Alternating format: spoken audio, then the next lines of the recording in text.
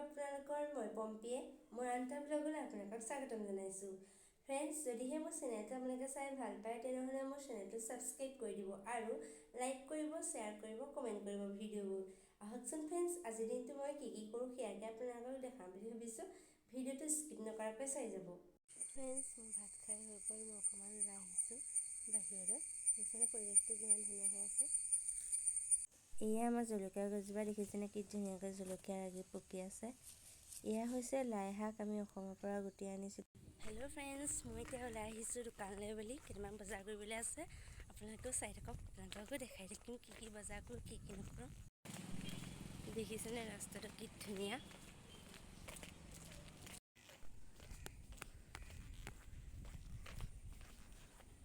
চব্জি দোকান পালোহি। এয়া মই চব্জি দোকানত অকণমান ভিডিঅ' কৰি থৈছিলোঁ, যিহেতু মানুহ বহুত থাকে সেইবাবে ভিডিঅ' কৰিবলৈ অসুবিধা হয়।